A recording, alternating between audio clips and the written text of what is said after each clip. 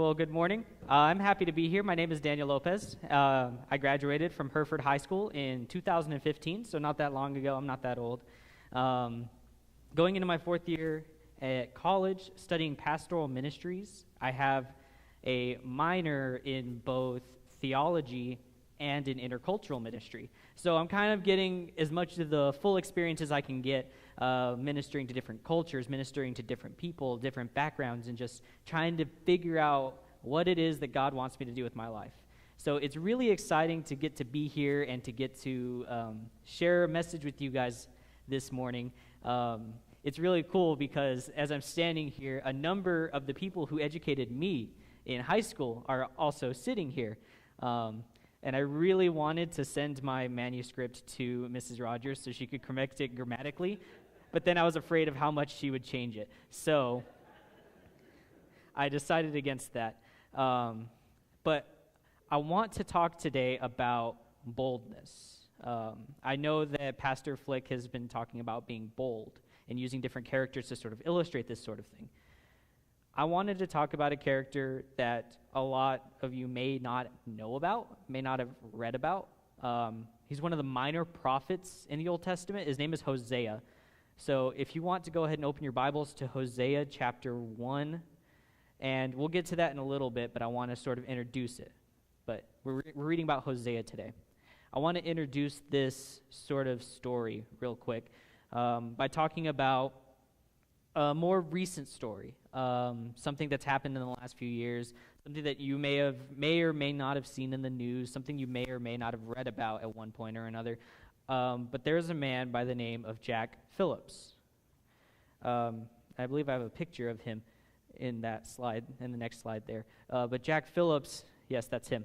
He is a baker from Colorado, and you may have heard this story already before, but one day he's in his shop, and a same-sex couple comes into his shop, and they ask him to make a wedding cake for them because Mr. Phillips makes very beautiful cakes, very delicious cakes, and people are crazy about them. So they come to him and they say, "We want you to make our wedding cake." Now, normally for him, he's like, "Oh, yeah, I'd be honored to, If somebody comes to you and they want you to make their wedding cake, that's really special. That's something special." But instead, Mr. Phillips denies their request. They came to him, they asked for the cake, and he said no. Why? Because they were a same-sex couple. There were two men coming together, and they wanted a cake for their wedding, but he said no. Why? Because Mr. Phillips is a Christian. Because he does not believe that the Bible teaches that man can marry man and women. He does not think that's correct. So he denies their request because he's backing up his beliefs. His belief that God said marriage is between a man and a woman. Well, this brings on some backfire. He kind of takes heat for this. Because in this day and age, you can't say stuff like that. You can't do stuff like that. In fact, Colorado has a law, it's called the anti-discrimination law, and it prohibits anybody from refusing service because of their sexual orientation. So, in other words, he can't tell them no because they're a male and male couple. But he did it anyway, and he stood by it. He found himself in a lawsuit because of that, and he lost in the Colorado court. He lost. Well, enough buzz had gone around, the Supreme Court picked up his case. He went all the way to the Supreme Court with this case, and it was there that he was victorious because he stood behind his Christian beliefs. The Supreme Court found him in the right by denying this and upholding his own personal beliefs because, remember, this country was built on the idea of religious freedom. So this whole story, Jack Phillips, he stood against what we would call the grain of the culture. There's a lot of states, there's a lot of towns, there's a lot of cities in the United States that are sort of leaning towards this idea that people are free to express themselves in whatever way they feel is fit. Whether it be in a sexual orientation, whether it be in what they say, what they watch, what they do, what they make, we have this freedom to express ourselves. And that's all these people were doing. They were expressing themselves. But Mr. Phillips said, "No, you're trying to make me compromise my beliefs. My belief that God is God and that he doesn't change. What he wrote and what he said thousands of years ago is still applicable to us today. He was bold in that decision. He was strong in that decision. He acted in a way that glorified God, and it was totally against what everyone else was thinking. So that kind of encourages us in a way to stand behind our beliefs, right? Hosea, a minor prophet, also stands behind his beliefs, but I want to ask you this question really quick before we get into the story. How can Jack Phillips and Hosea's boldness encourage us today?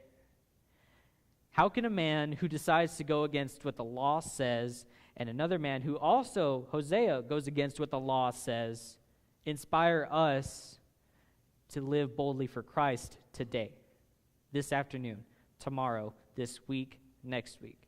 How does it inspire us? How can it inspire us? So if you don't know about the story of Hosea, Hosea is a minor prophet. And these guys were people who spoke from God. God spoke through them, and they carried a message on to the people of that day, Israel. In the Old Testament, God had one chosen people, and it was Israel, the Jews. And God would pick individuals, and he would speak through them, and he would send messages and warnings and teach Israel and make examples of them so that they could grow. Because Israel did not have a great track record with God. Israel had a history of messing up, a history of disobeying God, a history of going against him. And this story of Hosea is kind of like God saying, all right, I'm sick of it. Those of you who are parents in the room, you understand this sort of feeling when you tell your kid over and over and over again to throw the trash and they don't do it. My mom will be the first one to say that Daniel does not do his chores when he's asked to. And I'm trying to get better, I promise, Mom. Being at college really does wonders for you when no one's telling you to throw the trash and you realize you have a pile of pizza boxes.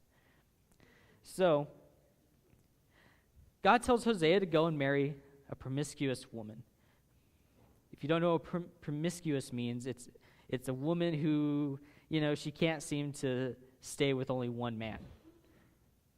God tells Hosea, go marry that woman. Okay, why would God do that? Let's get into the story here. It's only a few verses. Hosea chapter 1, verses 2 through 3, I believe. Now, when the Lord first spoke to Hosea, he said this to him: Go and marry a promiscuous wife, have children of promiscuity, for the land is committing blatant acts of promiscuity by abandoning the Lord. Verse 3, it says this: So he went and married Gomer, daughter of Diblaim. I think that's how you say that name. I don't like Old Testament names. Diblaim, and she conceived and bore him a son. So we're going to stop the story there. But Hosea goes and he marries this woman who is adulterous. She cheats on people, She's like, why only have one husband, So she goes around and she sleeps with a bunch of different people. And God tells this guy, go have a kid with her. Okay, God, that's a little bit odd. Why would God tell somebody to blatantly break a law, Because Hosea, or in the Old Testament, adultery was bad. Like, it's a no-no, right? It's one of the 10 Commandments. Do not be adulterous, or do not cheat, do not steal, do not covet, this sort of thing. That falls in those categories. Yet God tells Hosea, go and marry this woman who is committing this act. If you read other places in the Bible, it says a Christian should not marry a non-Christian. So why would God have Hosea marry this person who is obviously breaking God's law, that everybody knows about it? It's because God had a reason for this. God wanted to show Israel something. God wanted to show them, look, Israel, Judah, the Jewish people, you guys, you behave like this woman does. And at first they're like, what are you talking about? You are this adulterous woman, Israel. God is the husband. God is your husband. He chose you, and he said, I will be your God if you will be my people. It was a contract. It was a marriage. Yet Israel continuously goes and chases after other gods. They worship pagan gods. They make prayers to prophets of other cultures in hopes that they bring them some kind of blessing, because they want to be like everybody else and they don't want to be special. really interesting, isn't it, that what most people want is to be special, yet these people choose to be like everybody else. It's really an interesting idea. So God's making an example of them. And everybody sees that Hosea's with this promiscuous woman. They're like, oh, that's horrible. Why would you do that? You ever see your friends start dating somebody, or you saw one of your friends get married to somebody, and you're like, how could they possibly love that person? Right? It's a lot like that. What is this guy thinking? Why are they with them? How in the world did that happen? That's what they're thinking. So, God said, this is an example. This is to show you exactly how you've treated me. And now Jerusalem and Israel, they're listening. When all of a sudden the lesson is turned around and it's on you, you start listening. But Hosea still acts in boldness for a reason, to teach. Hosea is against this law because it has something to be taught to Israel. It has a reason. God has justified it in a sort of way to show that, look, I want you to do this so I can teach them. So what I am saying is to be bold and to follow God's command. What I am not saying is to go break the law and say, God told you so. That is not what I'm saying. The mayor is right here, so. He did something pretty radical, right? It takes a lot of guts and a lot of courage to go and do something that people are going to look at you for, to say something that people are going to notice, to go against something and get a lot of attention. I'm sure Mr. Phillips could have easily made the cake and then said nothing of it. Could have made the cake, taken his hands off of it, not put his name on it, and just had it been anonymous. He made the cake, whatever. But he said, no. I cannot have that sort of integrity and say that I compromised my beliefs, my faith in God for just this one little paycheck or this one little bit of money I could have made. He probably could have made a good amount of money for that cake. I'm not married, but I'm sure wedding cakes are pretty expensive, right? Am I right? Yeah. So he could have made some pretty good money off of this, but he said, money isn't the reason I do this. He said that my beliefs in God are worth more than money. So he denied it. He said, no. If you're going to make me compromise my beliefs, then I'm not going to follow through with this. I have to have God first. That's a very important message. That's something that we should, sort of hold on to. You have to have God first. God will take care of him. I'm sure for a little while there, he felt like, man, maybe I made the wrong decision. Maybe God wanted me to make this cake and use it as an opportunity to minister to these people. But no. Because he stayed firm in his beliefs, I really think that God came through with him, and his case was picked up by the Supreme Court, and he was victorious. He did get out of this lawsuit. I think that's part of what God had to do with it, and what his faithfulness had to do with this whole situation. So I want to sort of address this big idea I have. Right? When I'm in school, they sort of teach me, they taught us when we started learning how to preach, they said, you got to have this big idea every time, big idea, something that people remember, some way to sum up your message. So here's my big idea here. When being bold, God calls us against cultural norms. God calls us to go against the grain of the culture, to go against the norms that surround our lives. And that's being bold. How hard is it to be different? It's pretty hard. In high school, I played golf all 4 years. I'm not afraid to admit it. Yeah. My coach is sitting right there. I played golf all 4 years. Well, when I was in high school, the golf team was about 6 guys out of the entire high school. A good percentage of the guys in high school, football players, basketball players, baseball players. So I'm in a pretty minor percentage here, right? I'm right there with the guys who don't do anything, the weirdos that just kind of, we don't want to do nothing, So we're right there with them. It took a lot for me to be bold and I dressed the golfer part. I wore polos and tucked them into my shorts. I wore golf shoes half the time. They were like, okay, you are a golfer. Yes, we get it.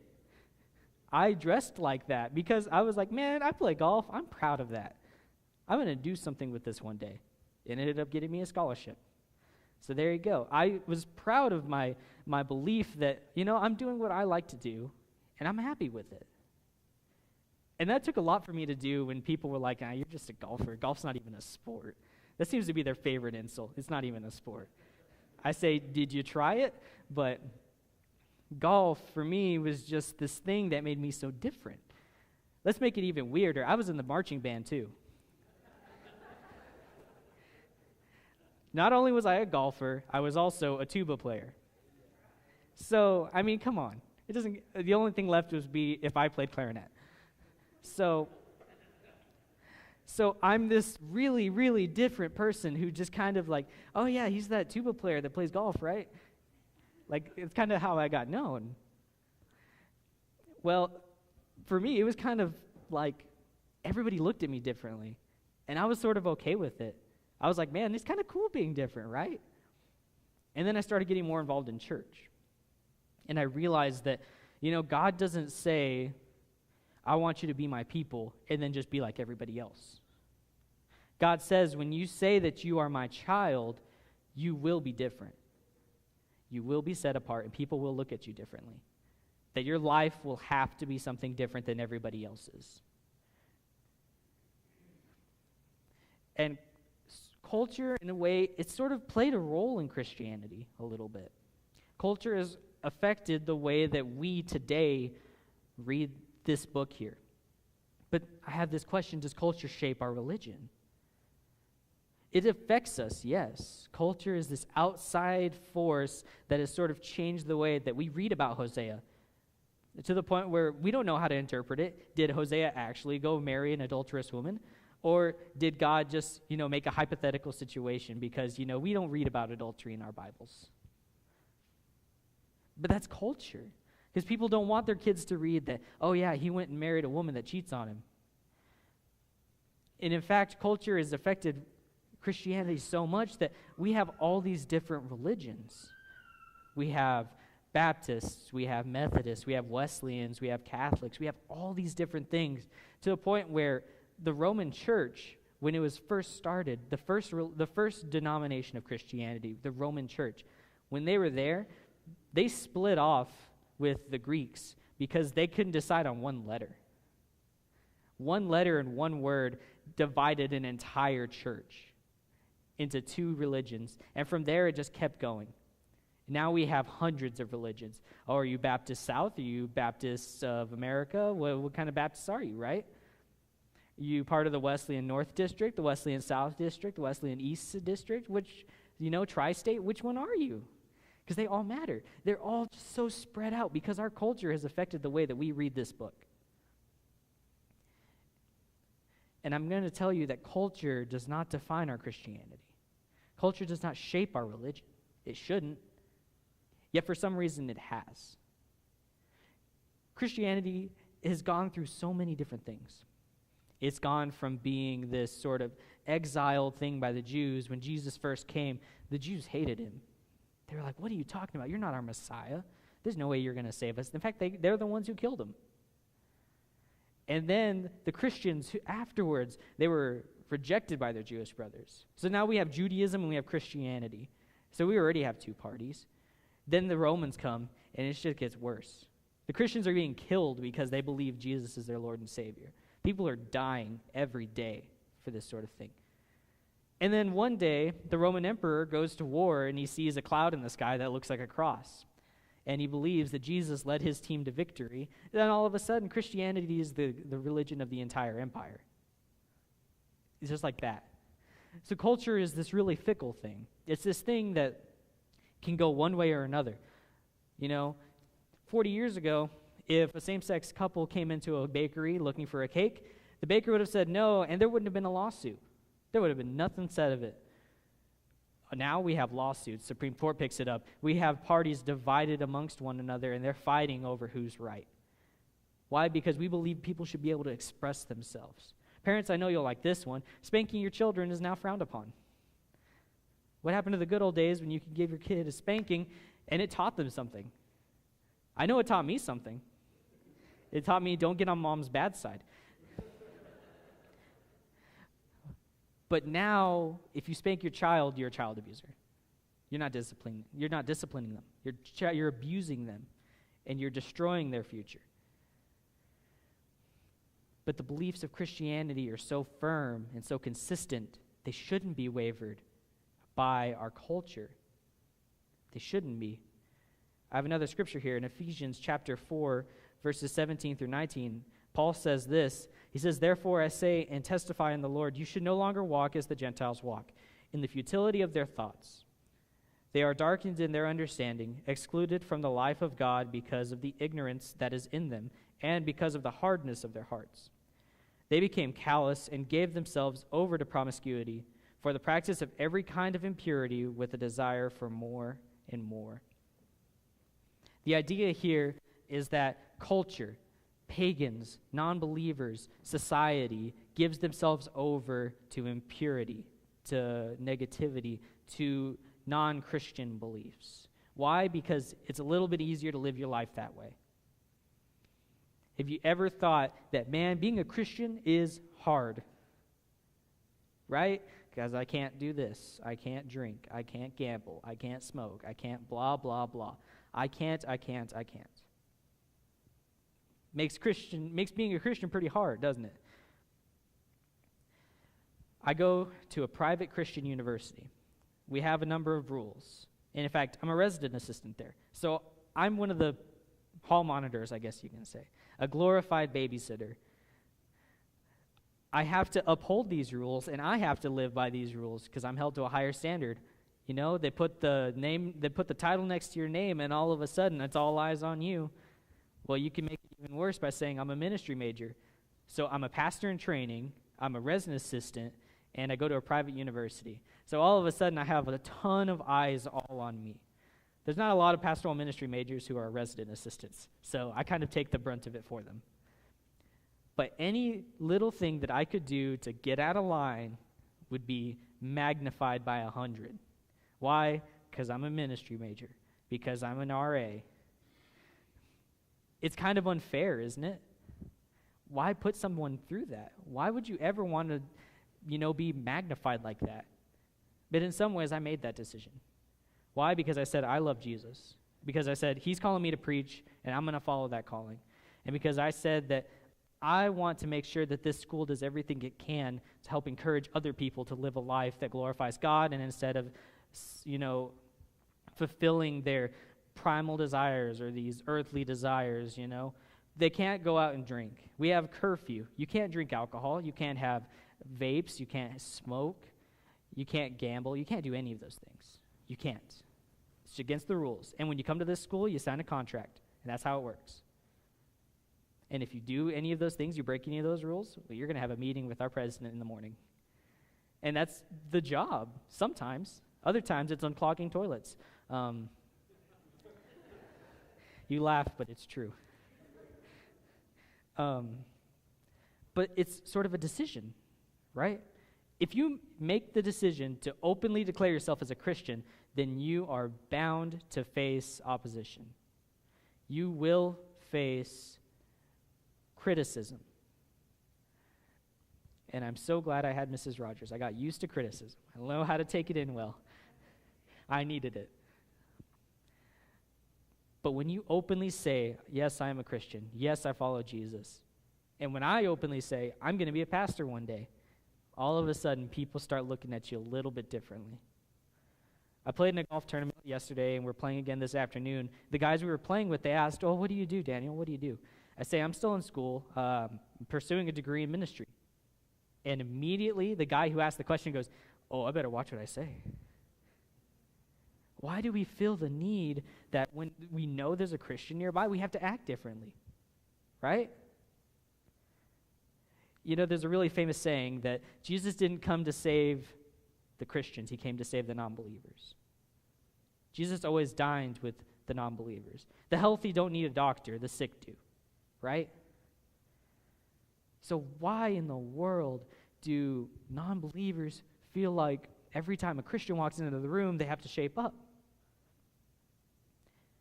I have this to say to those of you who are openly declaring yourselves as Christians and you do share your time with non-believers, that you should make it more obvious, yes, I am a Christian. At the same time, you shouldn't try to change the people around you. I think that's sort of where we mess up. A lot of times when people are trying to evangelize and trying to share the word of God, we mess up because we say, you non-believers, you got to change because you're doing it wrong. That's not true. We both are. I still mess up. Just because I'm a pastoral ministry major does not mean that I'm perfect. Just because I spend my weeks with Pastor Flick and Jacob does not mean that I'm perfect. Should I call him Pastor Jacob? I'm going to just call him Jacob. It's kind of weird.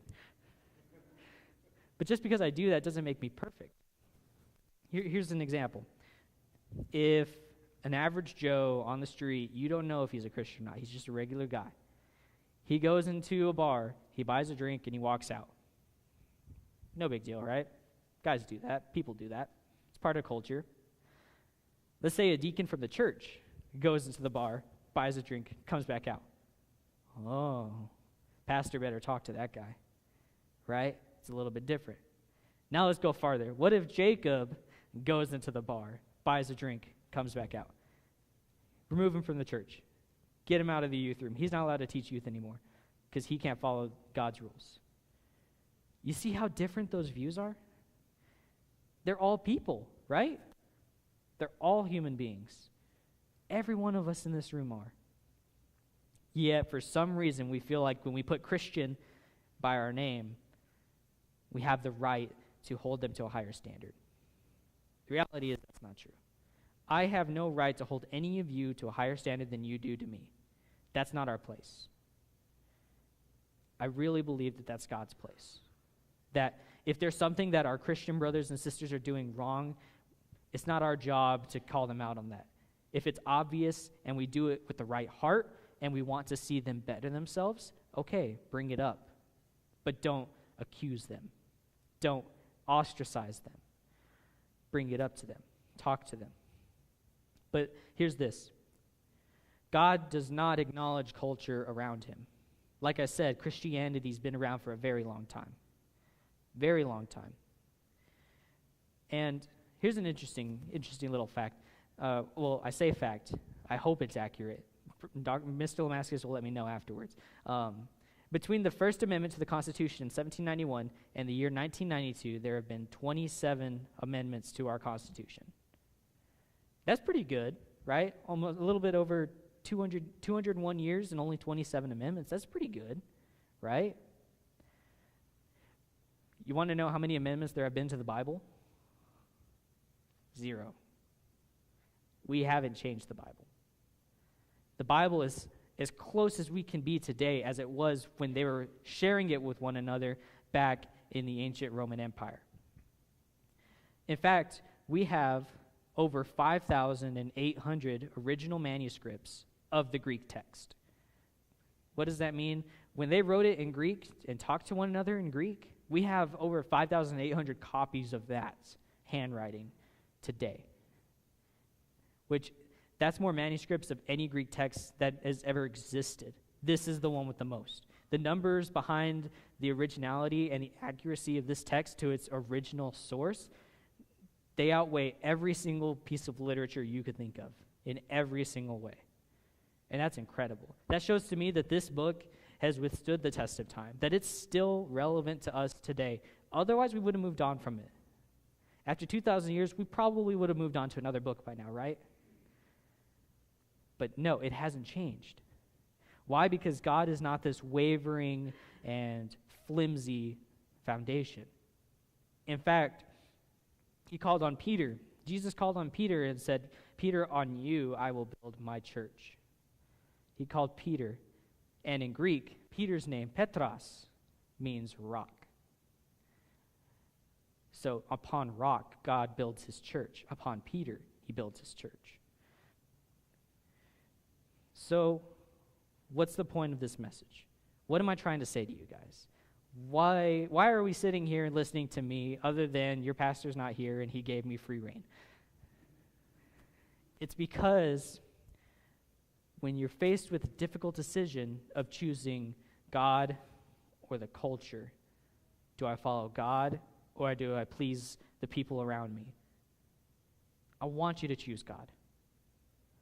I want you to follow your belief that God is correct, that God is this universal and fundamentally sound person that you can stand on, that you can have support from, that you can be justified in.